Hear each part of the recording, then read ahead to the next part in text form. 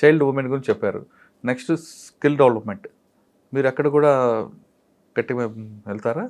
అది అగైన్ మీకు చెప్పినట్టు డిస్ట్రిక్ట్ టు డిస్ట్రిక్ట్ వేరీ అవుతుంది. అది డిఫరెంట్ యాక్షన్ ప్లాన్స్తో చేస్తున్నారు. కొన్ని కోఆపరేటివ్స్తో స్కిల్ డెవలప్మెంట్ అన్నా, లేకపోతే కొన్ని ప్లేసుల్లో ఆర్ట్ తీసుకుని డయింగ్ ఆర్ట్, మధుబని ఆర్ట్ బీహార్లో అట్లాంటి వాటిల్లో స్కిల్ డెవలప్మెంట్ చేసి ఉమెన్కి ఇవి ఇచ్చి ఎక్స్పోర్ట్ చేస్తున్నారు మధుబని ఆర్ట్స్. అట్లాంటి ప్రతి డిస్ట్రిక్ట్కి ఒక ఇది ఉంటుంది. ఇక్కడ మన దగ్గర తెలంగాణ తెలియా రుమాల్ ఉంది. ఇప్పుడు తెలియా రుమాల్కి GI ట్యాగ్ వచ్చింది. ఇలాంటివి మనం ఎలా డెవలప్ చేయొచ్చు? అది ఒక తెలియా రుమాల్ అనేది ఒక హ్యాండీక్రాఫ్ట్ కూడా అవ్వచ్చు, ఒక టెక్స్టైల్ కాకుండా. ఆ డిజైన్ మనం ఎలా పాపులరైజ్ చేయొచ్చు, ఇంకా ఎలా కమర్షియల్ వైపు తీసుకెళ్తారు అంటే ఆ వేలో అలా స్కిల్ డెవలప్ అయ్యేది చాలా ఇంకా పొటెన్షియల్ ఇంక్రీజ్ అవుతుందని నేను అనుకుంటా. ఎక్స్పోర్ట్ అనే మార్కెట్ వచ్చినా, లేకపోతే ఇక్కడ one district one product malls లాగా వస్తున్నాయి, యూనిటీ మాల్స్ అని అంటున్నారు. అలాంటివి చాలా ఇంపార్టెంట్. మా ప్రోడక్ట్ ఇది అవ్వాలి, దాంతో ఆ ఆర్ట్ కూడా at the same time save అవుతుంది, ఇంకా మనుషులకి లైవ్లీహుడ్ కూడా పెరుగుతుంది. And most of them are marginalize communities అనమాట. అంటే ఉమెన్ ఎంపవర్మెంట్ కి మీరు ఎక్కువగా ఉమెన్ ఎంపవర్మెంట్ అని కాదు, మార్జినలైజ్ కమ్యూనిటీస్ కూడా చాలా మంది ఉన్నారు ఇలా. సో ఉమెన్ ఎంపవర్మెంట్ దాంట్లో చాలా బిగ్ పార్ట్ ఆఫ్ ఇట్. కానీ ఆ ఆర్ట్ అన్నీ కలిపి వచ్చినవైతే సస్టైనబుల్గా అన్నీ ఒకసారి మనం ట్యాకిల్ చేస్తున్న వాళ్ళం అవుతాం. అంటే మీరు కలెక్టర్గా ఉన్నప్పుడు అందరినీ ఒకేలా చూడాలి కదా, ఒక ఉమెన్ చూపిస్తే మెన్. మీరు చెప్తుంది కరెక్ట్, ఈక్వాలిటీ అనేది ఒక ప్రిన్సిపల్. కానీ ఇక్కడ పాయింట్ ఏంటంటే ఇండికేటర్స్లో చూడండి, ఎడ్యుకేషన్ ఇండికేటర్స్ అన్నా, లేకపోతే టోటల్ ఫర్టిలిటీ రేట్ అన్నది కానీ, వాళ్ళకి డ్యూటీ ఆఫ్ చిల్డ్రన్ని టేక్ కేర్ చేయడం, ఎల్డర్లీ టేక్ కేర్ చేయడం, ఇట్లాంటివి at the point of time men women together చేయగలగాలి. మీరు చెప్తున్నది కరెక్టే, men women equal at any point of time. కానీ ఆ ఫోకస్ ఎందుకంటే వాళ్ళు కొన్ని ఏళ్ళగా కొన్ని థింగ్స్ చేంజ్ అవ్వలేదు. అవి చేంజ్ అయ్యి ఈక్విటబిలిటీ వచ్చి వాళ్ళిద్దరూ రెస్పాన్సిబిలిటీస్, ఇప్పుడు చాలా మంది మెన్ ఉమెన్ కలిపి ఇద్దరు ఇంట్లో చేసుకుంటున్నారు ఫుడ్ అన్నా అన్ని, అలాంటిది అవ్వాలని నేను అనుకుంటున్నాను. మీరు ఫారెన్లో చూసారు, అక్కడ ఒక కల్చర్ ఉంటుంది, ఇక్కడ ఒక కల్చర్ కనిపిస్తుంటుంది. ఆ కల్చర్ని ఇక్కడ ఇంప్లిమెంట్ చేద్దాం అనుకుంటున్నారు ఏమైనా, ఎక్స్పోర్ట్ చేసే ఐడియాస్ని? చూడండి, గుడ్ బ్యాడ్ ఉంటాయి. సో కొన్ని గుడ్ తీసుకోవచ్చు. నేను వాళ్ళు ఏమి ఇంపోర్ట్ చేయాలని ఏమి అనుకోవట్లేదు. మన సొసైటీ గ్రాడ్యువల్గానే పిక్ చేస్తుంది, నేనేం ఇంపోర్ట్ చేయాలనుకోవట్లేదు. కానీ సర్టన్ థింగ్స్ వాటిలో గుడ్ ఉన్నాయి. ఆ బ్యాడ్ తీసుకోకుండా గుడ్ మనం ఏముందంటే మనకి వాళ్ళకి కల్చర్లో వాళ్ళది బ్యాడ్ ఏంటి, వాళ్ళ గుడ్ ఏంటి? నా ఒపీనియన్లో వాళ్ళ బ్యాడ్ ఏంటంటే ఒక లెవెల్ ఆఫ్ హోమోజనైజేషన్. అంటే వాళ్ళ ఒకటే లాంగ్వేజ్ ఇంగ్లీష్. ఇప్పుడు ఆ ఇంగ్లీష్ అనేది అన్ని ప్లేసుల్లో ఉంది. అది గుడ్, కొంతమంది గుడ్ లాగా చూడొచ్చు. మన కల్చర్ పోకూడదు అట్ ద సేమ్ టైం. అదొక వేలో బ్యాడ్. సెకండ్ థింగ్, వాళ్ళ దగ్గర కూడా ప్రాబ్లమ్స్ ఉన్నాయి. ఇప్పుడు మన అమెరికా లాంటి కంట్రీస్ చూస్తే గన్ వైలెన్స్ ఉంది, ఇవన్నీ ఉన్నాయి. సో వాళ్ళ దగ్గర ఉన్న ఇన్హరెంట్ ప్రాబ్లమ్స్ వాళ్ళ దగ్గర ఉన్నాయి. రేస్ డిస్క్రిమినేషన్ అంటారు, వాళ్ళ దగ్గర బ్యాడ్ ప్రాబ్లమ్స్ ఉన్నాయి. గుడ్ ప్రాబ్లమ్స్ వచ్చి వాళ్ళు ఒక వేలో ఈక్విటబుల్ ఎడ్యుకేషన్ చేయగలిగారు.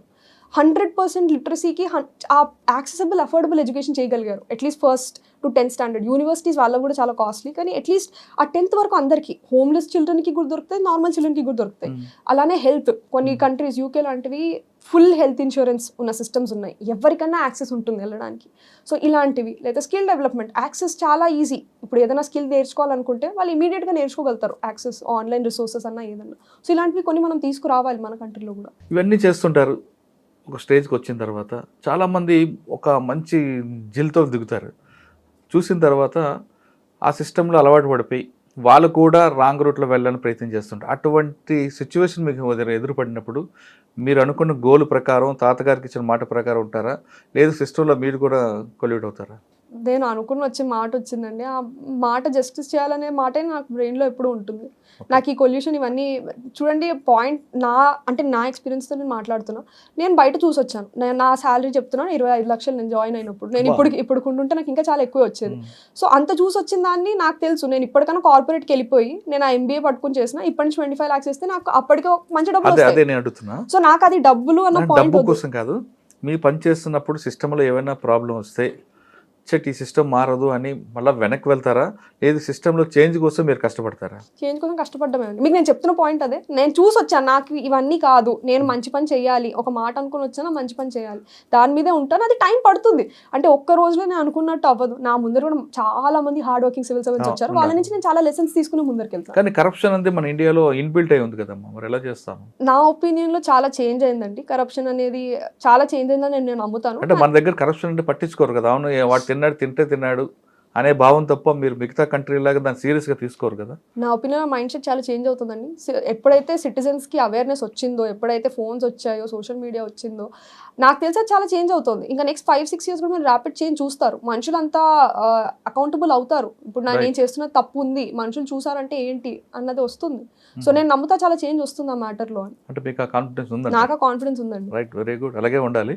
అయితే ఉమెన్ గురించి తీసుకుందాం. చాలామంది సూసైడ్ చేసుకుంటారు. 10th ఫెయిల్ అయ్యాను, ఇంటర్మీడియట్ ఫెయిల్ అయ్యాను, వాళ్ళకేం చెప్తారు? అదేవిధంగా భర్త వేధించాడనో, అత్తమామ వేధించారనో ఉమెన్ సూసైడ్ చేసుకుంటారు. ఈ 2 డిఫరెంట్ రీజన్స్. వాళ్ళకి ఏం చెప్తారు? స్టూడెంట్ సూసైడ్స్కి మనం కోటాలో ఎక్కడైనా చూసినా ఆ ప్రాబ్లం ఏమొస్తుందంటే ఎక్స్పెక్టేషన్స్. ఫస్ట్ ఏమో స్టూడెంట్ వాళ్ళ మైండ్లో పెట్టుకుంటారు ఎక్స్పెక్టేషన్స్, మా పేరెంట్స్ నా నుంచి ఇంత ఎక్స్పెక్ట్ చేస్తున్నారని. సెకండ్ పేరెంట్స్ చెప్పగలగాలి, నీ నుంచి నాకు ఎక్స్పెక్టేషన్ కాదు, నేను ఇన్ని లోన్స్ పెట్టి ఇలా పంపించి నేను చదివిస్తోంది, నువ్వు మంచి చేయగలగాలని. నువ్వు ఈ రోజు అక్కడ ఎకో సిస్టమ్ ఎందుకు రావట్లేదు అనుకుంటున్నారు? అది నాకు తెలిసి కాంపిటీషన్ అండి, ఇండియాలో అలాంటి కాంపిటీషన్ ఉంది. అంటే అన్హెల్దీ కాంపిటీషన్ కదా అది. మనం ఇప్పుడు మీ ఫ్యామిలీ తీసుకోండి ఎగ్జాంపుల్.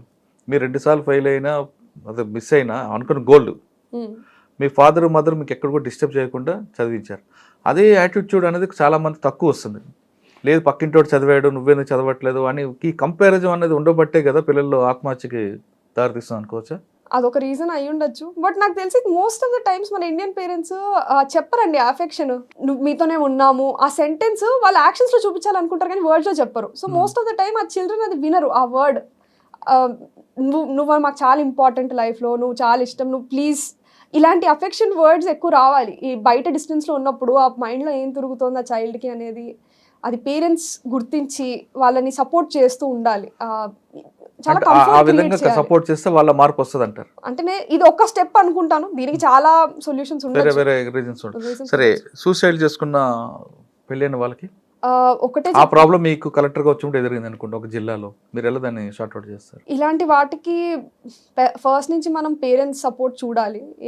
ఎందుకు అయి ఉంటుంది, ఇది ఏదన్నా డౌరీ లాంటి కేసా, లేకపోతే ఇది డొమెస్టిక్ వైలెన్సా, వీటి డిఫరెంట్ రీజన్స్ ఉంటాయి. లేకపోతే కొన్నిసార్లు ఆ అమ్మాయికి ఎడ్యుకేషన్ అన్నా, లేకపోతే ఒక జాబ్ రావచ్చు, బయటకు వచ్చి బతకగలుగుతాను అన్నది లేదా, లేకపోతే ఫ్యామిలీ హానర్ గురించి చూస్తున్నారా, నేను బయటకు వస్తే మా ఇంటి పరువు ఏమవుతుంది, ఇలాంటి వాటికి చాలా ఇవి రావాలండి. నేను రీసెంట్గా ఒకటి చూసాను, ఒక ఫాదర్ డైవర్స్ అయిన అమ్మాయిని ఇంటికి తెచ్చుకుని సెలబ్రేషన్ చేశారు. ఆ అమ్మాయి హ్యాపీ మ్యారేజ్ లో ఉండలేదంటే నా దగ్గర ఉంటుంది, నేను బతుకున్నంత దగ్గర నా దగ్గర ఉంటుంది. ఇలాంటివి మైండ్ సెట్ చేంజెస్ మనం చాలా దగ్గర హైలైట్ చేయాలి.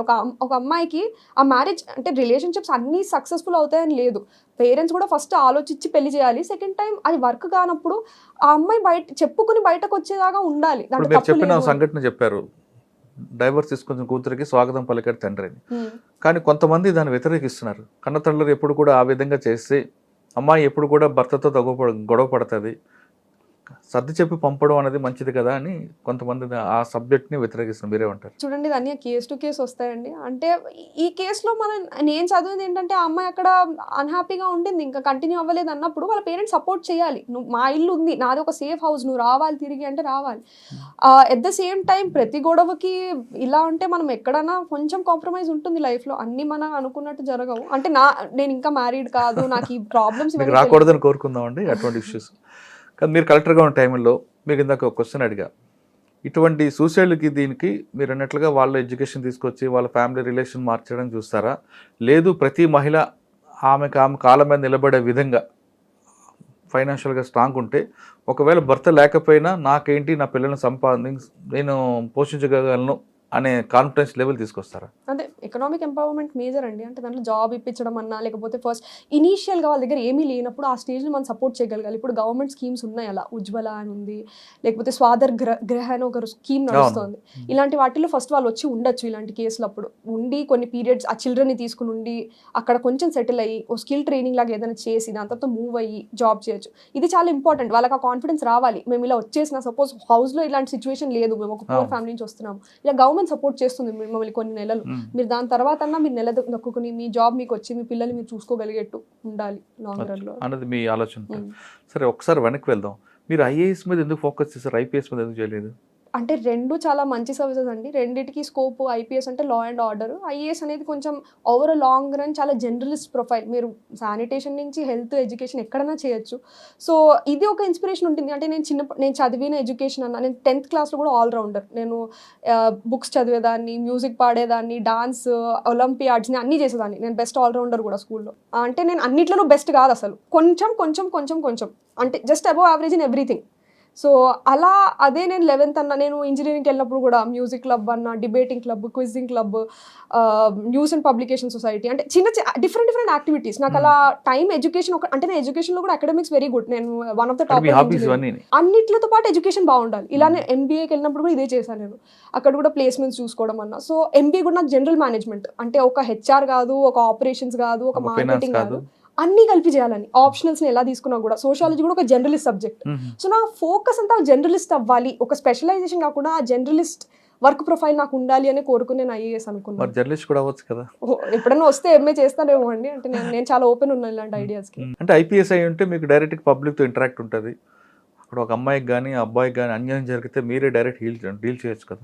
కానీ ఐఏఎస్ అనుకుంటే ఒక స్టేజ్లో ఆగిపోతుంది కదా. నా ఒపీనియన్లో ఐఏఎస్ అనేది ఆగిపోతుంది, అది ఆ పాలసీ సెట్టింగ్లో ఇంకా ఎక్కువ ఆలోచిస్తుంది. అంటే ఇప్పుడు కరెక్టర్ వరకు మీకు పబ్లిక్తో ఇంటరాక్ట్ ఉంటుంది, తర్వాత క్రమేపీ తగ్గిపోయి వస్తుంది. కానీ ఐపీఎస్ అనుకుంటే మీరు ఫస్ట్ ఏఎస్పీ దగ్గర నుండి సిపి వరకు మీకు ఎక్కడో పబ్లిక్తో ఇంటరాక్ట్ అవుతారు కదా. అది కూడా కరెక్టే అండి. అంటే అది కూడా ఒక మంచి ఆపర్చునిటీ. అంటే వచ్చుంటే నేను ఐపీఎస్ కూడా తీసుకుని చేసేదాన్ని, కానీ నాకు ఐఏఎస్ వచ్చింది కాబట్టి మోర్ దెన్ సాటిస్ఫైడ్. ఫైనల్గా చెప్పండి, ఇప్పుడు వస్తున్న జనరేషన్లో అందరూ కూడా ఐఏఎస్ అవ్వాలి, ఐపీఎస్ అవ్వాలి అనుకుంటారు, కానీ దేవుడు దండం పెడతారు, చదవకుండా ఉంటారు ఒకరు. కొంతమంది ఆ ట్రస్ట్కి భయపడిపోయి కొంతమంది అయిపోతుంటారు. కొంతమంది రాలేదు కదా అని ఇన్సల్ట్ ఫీల్ అయ్యి రకరకాల స్టెప్స్ తీసుకుంటారు. ఈ 3 కేటగిరీ ఉన్న వాళ్ళకి మీరు ఇచ్చే మెసేజ్? కేటగిరీస్ నాకు సరిగ్గా రిజిస్టర్ కాలేదు, కానీ ఫస్ట్ కేటగిరీ ఏంటంటే ఎవరు అనుకుంటారు దానికి పని చేయరు అనేది. దానికి గుర్తుపెట్టుకోవాలండి, అది పని చేయకపోవడం అనేది డిఫరెంట్ రీజన్స్ కావచ్చు. ఇప్పుడు 11th and 12th standard person చదవడం మొదలెడితే ఐఏఎస్ ఐపీఎస్కి నా ఒపీనియన్లో అది లాంగ్ డ్రాన్ ప్రాసెస్. ఆ మోటివేషన్ సస్టైన్ చేయడం కష్టం. అదే ఒక బ్యాచిలర్స్ వచ్చి ఫస్ట్ సెకండ్ ఇయర్లో మీరు బుక్స్ తీసుకుని చదివితే మీకు కంటిన్యూస్గా చేయగలుగుతారు. అలానే 11th and 12th చేసిన వాళ్ళు కూడా ఉన్నారు. కానీ నా ఒపీనియన్ కొంచెం అవగాహన, మీరు కొంచెం కానీ చిన్నప్పటి నుంచే కొన్ని corporate schools foundation IAS civils course అని వ్యాడ్లు ఇస్తుంటారు. కొంతమంది తల్లిదండ్రులు నా పిల్లలు చిన్నప్పటి నుంచి అవ్వాలి అని పంపిస్తుంటారు. వాళ్ళకి మీరు ఏం చెప్తారు మరి? నా ఒపీనియన్ వద్దండి అట్లాంటివి. చిన్నపిల్లలు వాళ్ళు ఎంజాయ్ చేయాలి. ఒక ఎడ్యుకేషన్ అనేది ఒక బుక్స్ చదువుతుంటే రాదు, అది 10 మందితో మాట్లాడి 10 ఫ్రెండ్స్ ఉండి డిఫరెంట్ యాక్టివిటీస్ చేసి వీటితో వచ్చే ఎడ్యుకేషన్, అది మనం బుక్స్తో ఎప్పుడూ ఇది చేసుకోలేము. సో ఈ జనరేషన్ పేరెంట్స్కి నేను ఐఐటి జేఈ అన్నా, నీట్ అన్నా, ఇదన్నా నేను సజెస్ట్ చేసేది అదే.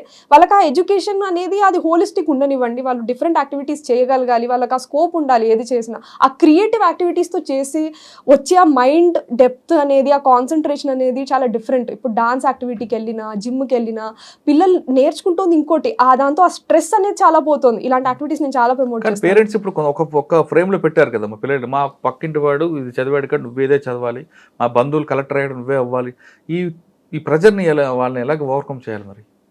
ఇది పేరెంట్స్ వైపు నుంచి కంపారిజన్ మానాలా, లేదా పిల్లలకి ఫ్రీడమ్ ఇచ్చి చదివించాలా?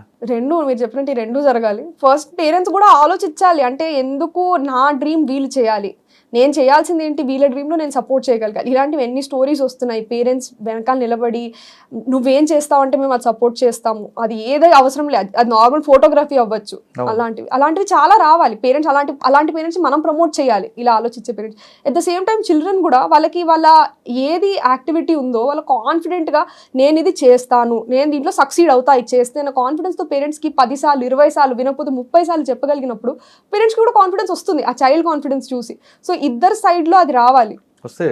వస్తే మన సొసైటీ చాలా బెటర్ అవుతుందండి. ప్రతి డిఫరెంట్ ఫీల్డ్స్లో చాలా మంది ఉన్నారు, చాలా టాలెంట్ పైకి వస్తుంది. కేవలం సివిల్స్ ఒకటే కాదు మనిషి బతకాలంటే. అంతే సివిల్స్ ఒకటే కాదండి. అదే నా ఒపీనియన్లో ఇప్పటికి కూడా యూపీఎస్సీ ఒక ఎగ్జామ్, అది నాకు రాకపోయినా డిఫరెంట్ అవెన్యూస్ ఉన్నాయి. సివిల్ సొసైటీలో చేయగలిగే, ఒక మంచి సిటిజన్గా చేయగలిగే చాలా ఉన్నాయి. నేను ఐఏఎస్ కన్నా నాకన్నా మంచి సివిల్ సొసైటీలో వర్క్ చేస్తున్న వాళ్ళు నాకన్నా చాలా బాగా చేయగలుగుతారు లైఫ్లో. ఇది నేను నమ్ముతాను నిజంగానే. ఒక మనిషి ఎదగాలంటే కేవలం సాఫ్ట్వేర్ సివిల్సే కాదు అంటున్నారు జాహ్నవి. ఆమె చెప్తున్నట్లుగా ఒక మనిషి పిల్లలకి ఏమి కావాలో వాళ్ళకి ఇష్టమైన పని చేయించండి, పక్క వాళ్ళతోనో ఎదురు వాళ్ళతోనో పిల్లలకి కంపేర్ చేసి వాళ్ళ మీద ఒత్తిడి తేవద్దంటూ చందన చెప్తున్నారు. చందన జాహ్నవితో ఇదే ఎక్స్క్లూజివ్ ఇంటర్వ్యూ. వచ్చే వారం మరో గెస్ట్తో మళ్ళీ కలుద్దాం. అంతవరకు నమస్తే. Thank you. All the best. మంచి పేరు తెచ్చుకో. థ్యాంక్ యూ అండి.